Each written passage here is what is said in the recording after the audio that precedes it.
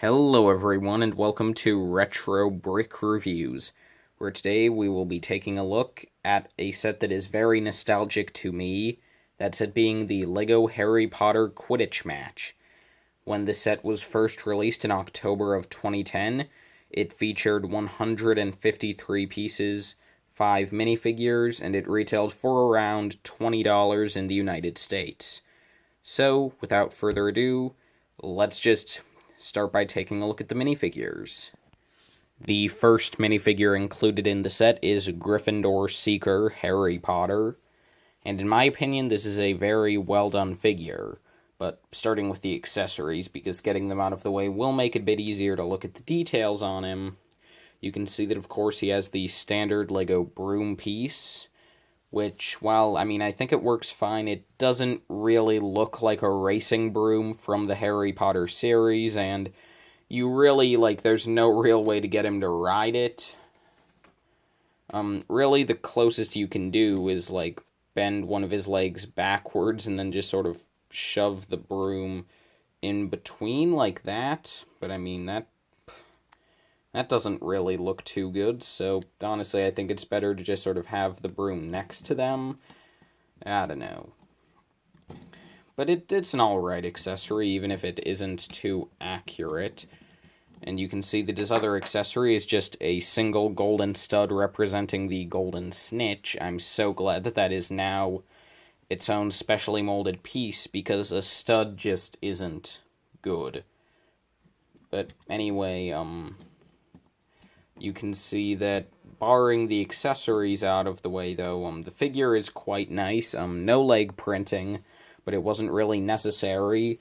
And the torso printing, I feel, is probably some of the best from the 2010 Harry Potter soft reboot. You can see the Gryffindor crest printed on, with the intricate lion design in there. That's pretty good. You have a couple of wrinkles.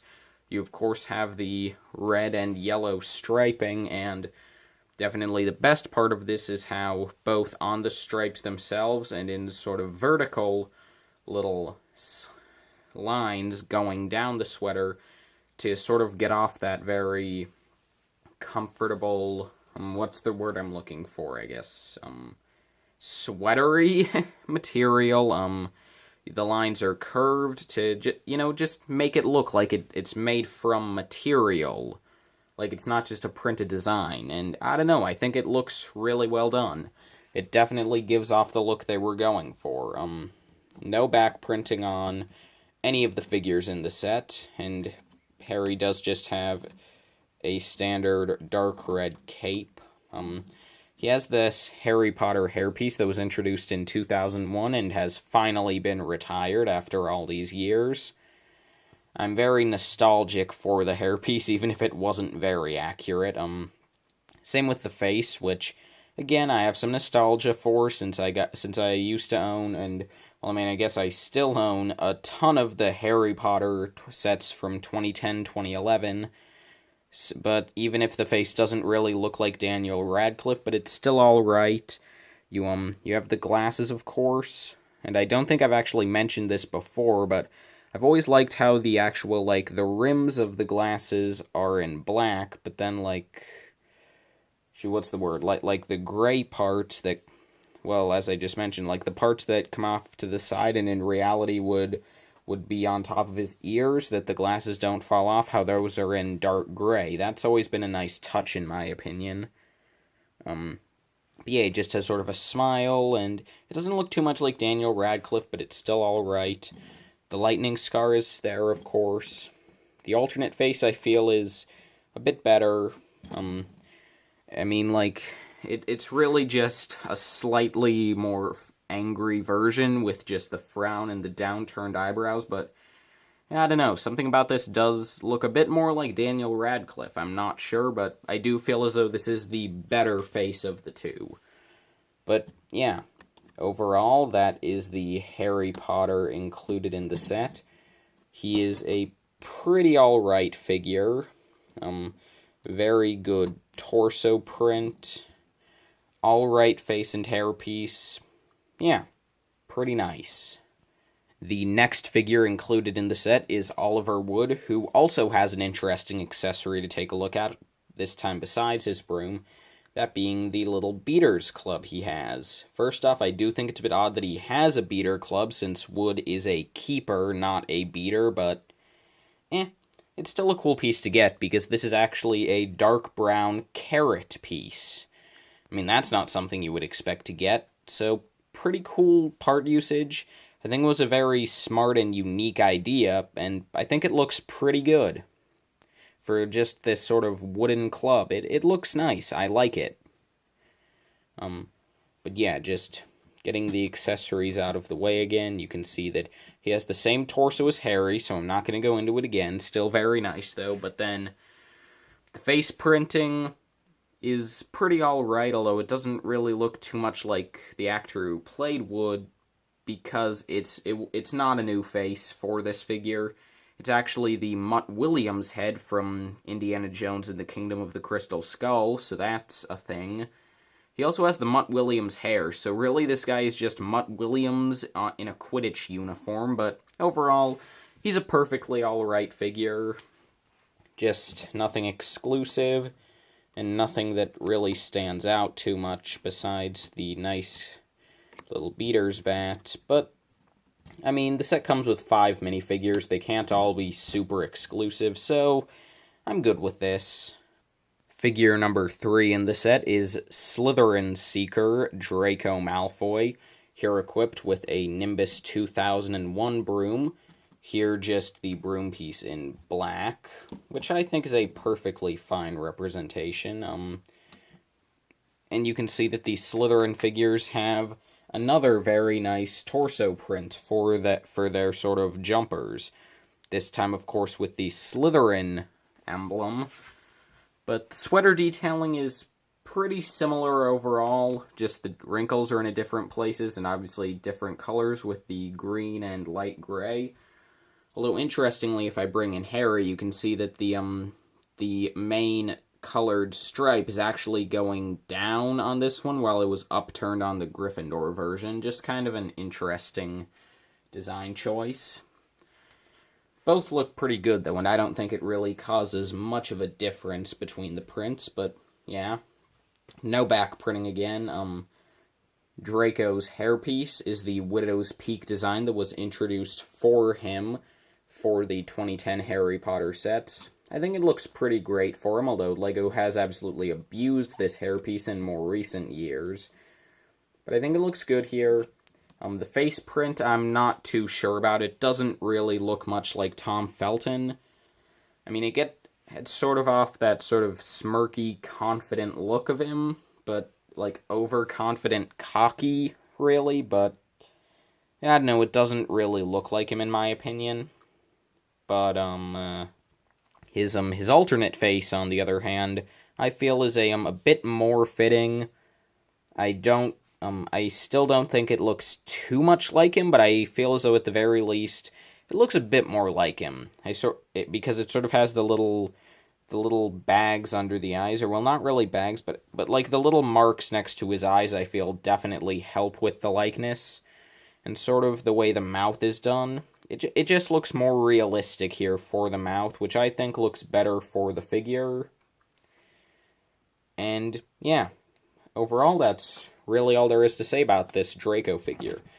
A nice torso, a good hairpiece, all right face. Yeah, pretty neat figure. Figure number 4 is Marcus Flint, who again is equipped with a Nimbus 2001 broomstick, as well as the same beaters club as Wood, despite the fact that Flint is the Slytherin chaser. So, yeah, I don't know why they keep giving these guys beater clubs, but again, it's a cool detail, I guess. Nice part usage. He has the same torso as Draco, of course, but he actually has a unique face print for this character, which is pretty nice. He just has the Mutt Williams hair in black, and I feel as though the face print it's pretty good.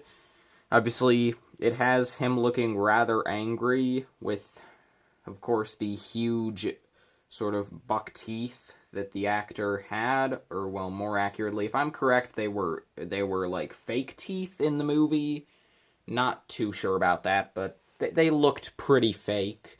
And the new minifigure exaggerates them so much that it would be pretty rude to the kid who played him if they were not fake. So I'm just gonna guess that they're fake. Anyway, looks pretty good though, despite me going off on a tangent for no reason. But yeah, pretty nice figure, I have to say. The final minifigure included in the set is referee Madam Hooch, who I think looks pretty good. Starting with the torso, you can see that there is some nice intricate printing there. You have the sort of a Hogwarts badge. It's the shape of the crest, but then just with an H on it. But I feel as though you do actually get some nice intricate printing on the torso, such as for the...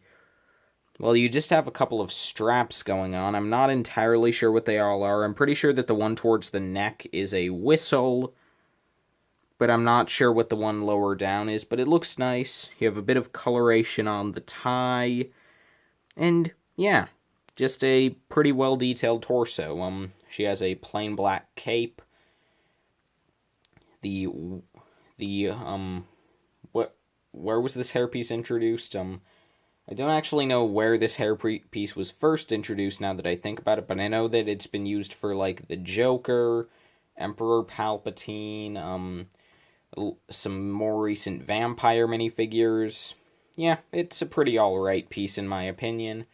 Definitely rather pointed, and I don't know, and while, I mean, like, it's probably the best part LEGO had in 2010 to fit the character, so it's alright, even if now there are better choices. But anyway, the face print for Madam Hooch is pretty cool. It has her with a pair of goggles on to help her better supervise the match in any conditions. She has sort of a smirk going on, and yeah, pretty nice face. And her head is actually also double-sided. And on the other side, she looks more stern with her goggles off. And she has yellow eyes, which is accurate to the movie, but on the other hand, it is freaky. So I'm just going to turn the head around real quickly before we have to look at that any longer. Yeah, overall, pretty cool figure. I'd say probably overall the best in the set. Honestly, you could pretty much, this figure is pretty much the level of detail that a 2018 figure could be. If you have this figure, you could just put her in your 2018 Quidditch set, and I don't think anyone would notice that this figure was 8 years older. But yeah, so those are all 5 figures in the set. So now let's move on to the builds. Now, the Quidditch match comes with a ton of different smaller builds to sort of represent different parts of the game. And the largest build in the set is the Spectator Tower included. You just get one here, sporting the Ravenclaw colors, interestingly, which, yeah, it's just an interesting choice. You'd think they'd go with Gryffindor or Slytherin, but no, they went with Ravenclaw, which I think is kind of it looks pretty nice in my opinion. I like the blue and gray color scheme. You can see that on the side there's some nice wooden texture detail and some checks. There's also a broom clipped onto the side of the tower. On this side you just have a clip for another accessory. Down here you actually have a ton of empty space which could be used for play. You could have your players fly through there. And I like this 2x4 being attached there at the front. It just sort of looks like it's holding up the 2x6 up here. I don't know, it just looks nice. Turning this around to the back, you really don't have anything for interior. You just have this little 2x2 round plate, which can just be a seat for Madam Hooch. She can just sit in and referee the match. Looks pretty nice, though. And on the top, you have a couple of nice sort of 3x3 sloped pieces, sloping up to this sort of nice golden flag. So yeah, this is a pretty simple build, but a pretty nice one overall. I like it. And I mean, obviously, wow, if you wanted to create your own pitch, then you could pretty easily just use the same build from this, just in different colors to create the towers for other houses. So yeah, it's a pretty nice spectator tower, so now let's move on to the 3 Quidditch hoops. The 3 hoops all have very similar designs, of course, and the only real difference here is the heights, which aren't that different, to be honest. I feel as though it's important here to bring in a minifigure for scale, so we'll just take our Wood, who is our keeper, and you can see that, yeah, these aren't too high up. Like, the smaller ones are like 2 minifigs high, and this tallest one is maybe 3 minifigs high. So, yeah, definitely not as high as they are in the films, but this is just a little playset, so it's alright. They all have very similar builds. I think it's sort of interesting how sort of the base of the hoops are all 3x3, and they're sort of attached with a 4x4, and then it's centered 2x2 in that 3x3, just sort of a neat thing. But yeah, I'll just use the tallest build, so you can see, like, the actual hoop part is this sort of flexible golden tube that goes into both sides of this 1x1, and just sort of forms a ring. Yeah. Pretty alright stuff. Maybe the rings are a bit too big, but, I mean, if you wanted to, you could certainly toss a quaffle through one, and then I miss, of course I do. Well, there we go. So yeah, you can throw a quaffle through them, which is good. So yeah, overall, those are the hoops. Pretty simple builds, but still pretty alright. So now let's move on to the Quidditch Cup. So here we have this simply built stand for the Quidditch Cup, which I think is a nice design. You can see that the cup itself is just this larger silver trophy piece. The silver is actually painted on to make it more metallic, which is nice, although as you can see, a bit of it has started to scrape off over the years. Yeah, you just have some golden cones here used as supports. You have flags for Gryffindor and Slytherin up on top, and yeah, it's just all on a 4x6 plate. Pretty simple build, but it definitely serves its purpose and looks pretty nice. So now let's move on to all of the builds that are too small to warrant their own segments. So yeah, the set does come with a couple of side builds that are pretty simple, but still do their jobs. The first 2 are just these little catapult setups, as I pull them out of frame. Because of course I do. What's going on? Okay, sorry about that, technical difficulties, but, yeah, you can see that there is one catapult for Gryffindor and one for Slytherin. They're both the same build, just with swapped colors. You just have 4 cones, the idea being that you can load one up and launch it.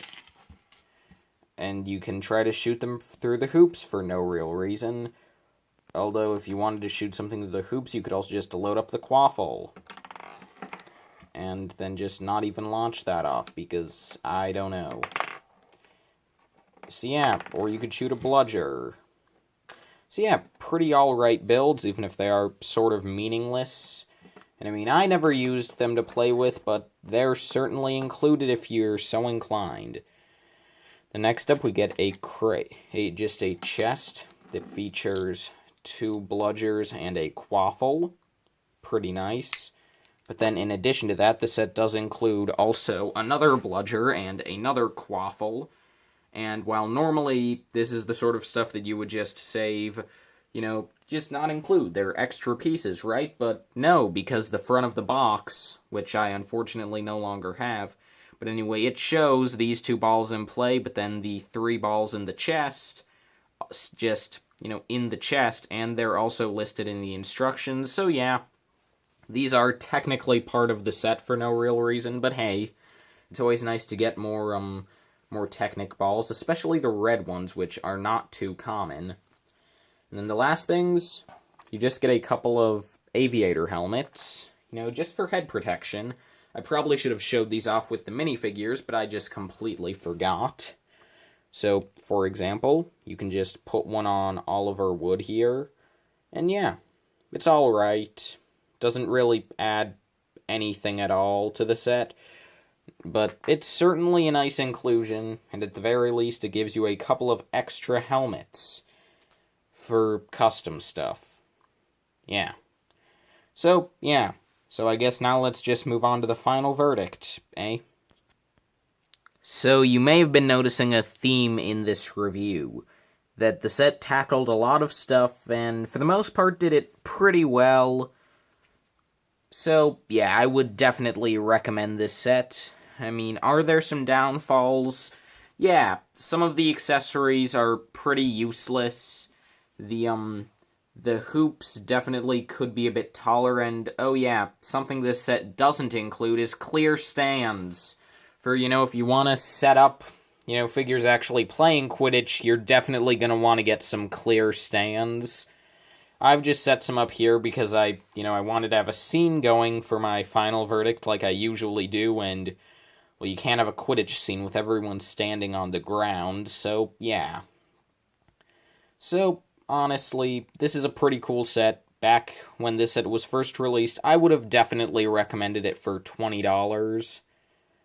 But, I feel as though it's important to know how much this set goes for nowadays. Well, it actually varies in price quite a lot. Just used, out of box, it can run, I've seen it go for as cheap as $15 and as expensive as $60. In box, I've seen it go for as cheap as $50 and for as expensive as well over $150. So, yeah. I mean, this is one of those sets that I really feel like it doesn't matter too much what condition it's in. Like, there aren't any stickers. Aside from the minifigures, there really aren't too many valuable parts in this set. Like, aside from the hoops and, again, the minifigures, you could probably recreate this set just using your own parts. And you could probably find substitutions for the hoops, so, yeah. But yeah, personally, as much as I love this set, I would not pay more than $40 for it. And hey, $40 is how much the new Quidditch set is going to cost. I can't wait to compare the two because they are very different beasts. So, yeah. I guess that's my verdict on this one. Pretty good. Wouldn't pay more than $40 for it, though, because in essence, it's a $20 set. I feel as though that's the best description for it. It's your I think what the definition of a $20 set should be. You have 5 minifigures and some supplementary builds. Like, you don't need your $20 set to be some huge sprawling thing. It can just be simple, just some minifigures and some builds for them to populate. Yeah, I'd say that this is a good set for $20. $30, I mean, like, it's really for the minifigures at that point. Again, $40 is the max I'd go for. Yeah, I think that's fair. Since you do get a lot of stuff, even if it is, a lot of small stuff, you do get a lot of stuff, and it does take up a lot of shelf space. So, yeah, I guess that's my verdict, as I've said for the second time now. Pretty cool set. So, thank you all so much for watching this video, and I will see all of you in the next one. Farewell.